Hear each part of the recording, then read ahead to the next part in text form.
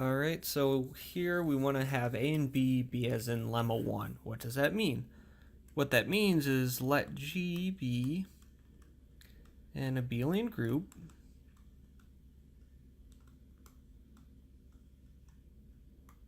with elements A and B of orders respectively m and n, such that the greatest common divisor between these two is 1. Okay, now just for simplicity and so that I don't have to write as much, let H be this intersection. Since H is a subgroup, no, not the order, just the group, the group itself. H is precisely this intersection. So it's the intersection of these two, so it must be a subgroup of both the group generated by A and the group generated by B. And so since it's a subgroup of both of these, the order of H must divide the order of A, which is M, and it must divide the order of B, which is N. So then the order of H is less than or equal to, let's see here, if it divides M and it divides N, then it's going to be less than or equal to the greatest common divisor. It's going to be a common divisor, but it's going to be less than or equal to the greatest common divisor of M and N, which is by assumption 1. So that means precisely that H equals 1. Okay, so there we go. So that's the first part. Second part's not quite as easy, but it's not too bad. Right. So here to prove that the group generated by A and B is precisely the group generated by the product AB, certainly we have that this is contained in this. And that's because any product of A times B, this is just going to be equal to elements of the form. Because it's abelian, this is elements of the form A to the R, B to the R, where R is just some integer, and obviously that's generated by A and B. So there we go. So next, we want to do the reverse inequality, so let C be some element of the group generated by A and B. So we want to write C as A to the R, B to the S, which we can do because C is generated by A and B. And so it's going to be A to some exponent. So you're going to have a product of a bunch of things. You're going to have A, and this product will include AR times and B S times, or R and S are just some integers, some non-negative integers, and because of abelianness or abelianity or just commutativity, whatever you want to call it, you can group them together. Well, not group them, because this is group theory, and you can't just say the word group when you want to say the word group, because it has a very specific meaning. You can put them together, place them together. So anyways, so since Mn equals 1, since this greatest common, the greatest common divisor is 1, we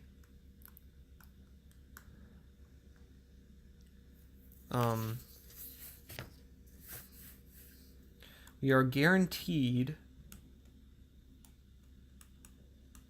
this U looks like an N, we are guaranteed to have integer solutions to the or I'll just write them out, to the equations nx plus my equals r, and nz plus mw equals s. And the fact that the GCD being 1 leads to a guarantee of solutions is another basic fact of integer arithmetic. You can either find this in the it might be stated and proven in chapter 0 of this book, but I didn't read chapter 0. You can find it somewhere else, or you can prove it yourself. Whatever you want to do. But this is pretty important, that if you have m and n be equal to 1, then you can take, or if the GCD of m and n is equal to 1, then you can take basically any linear combination of them with integer coefficients and use this to arrive at any other integer. Okay? So then, let's see if I can fit this. I think I'm going to have to scroll down a little bit. Okay, perfect. That'll be fine. So then, so what are we going to, so we want to take a, b, and raise it to some power that gives us a to the r, b to the s. So, before we do that, we want to observe that nx is equivalent to r mod m, and mw is equivalent to s mod n. And why is that? That's because nx is nx plus some multiple of m, some integer or multiple of m is r, and mw plus some integer multiple of n is s. So if we take ab and raise it to the power of nx plus mw, what's going to happen? We're going to get a to the, let's be a little explicit here. Should we be explicit? We don't need to be. We should be. So abelianness is going to come in, and we're going to get a to the nx, a to the mw, b to the nx, b to the mw. Now what happens here? The order of a is with elements a comma b of orders m comma n. So the order of a is m, so this guy's going to become, this product's just going to go away. It's going to become 1. The order of b is n, so this is going to go away. And what are we left with? A to the nx. So we have a to the nx, but nx, this product we can reduce it mod m because the order of a is m, and so this is precisely a to the r because nx is equivalent to r mod m. Similarly, b here, I'll just write out b to the mw and get rid of these crosses out. And so, but then this, because nx is equivalent to r mod m, this is equal to a to the r. Since mw is equivalent to s mod n, this is b to the s. This is c. So hence, we have the reverse,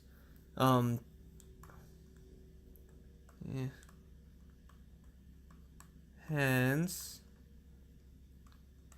ab is contained in hence the group generated by the elements a and b is contained in the group generated by the single element a times b, and that's because we took an arbitrary element of the group generated by a comma b, and we wrote it as an element of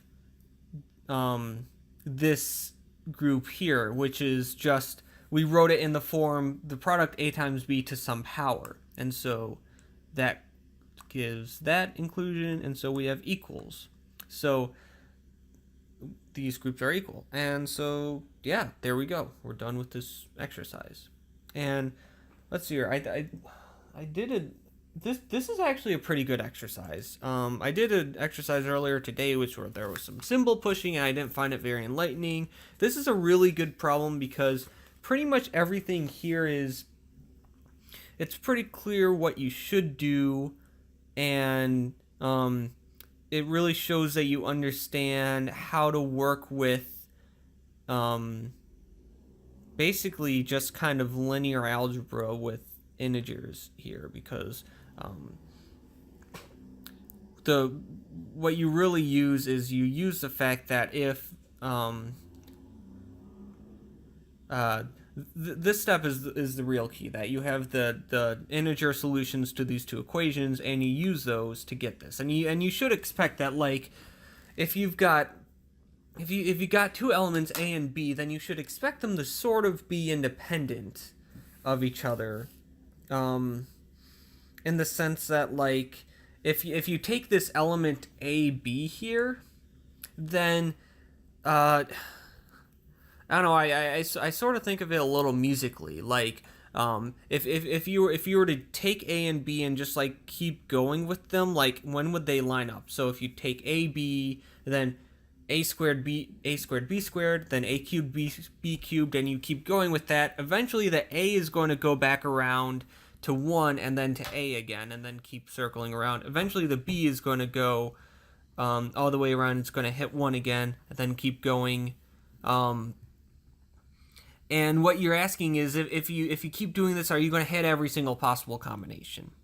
And you can kind of use your intuition a little bit to think that, oh, since the greatest common divisor of these two is of these two elements is 1, they're kind of like as asynchronous as they could possibly be. So there's some way to take some sort of count. Yeah, I don't know. I guess I'm sort of rambling, but I think this is a pretty good problem, and it's really helpful to help with your understanding of not just integer arithmetic being the tools, but also helping you understand very simple, well, not simple groups, but very easy to understand groups generated by one element, and here actually groups generated by two elements. And a lot of the stuff you can ask, like, how would this extend to just finitely generated groups in general? So yeah, I don't know, it's kind of a neat problem. But anyways, that's just rambling. But for all you really need is this proof here, and so there you go.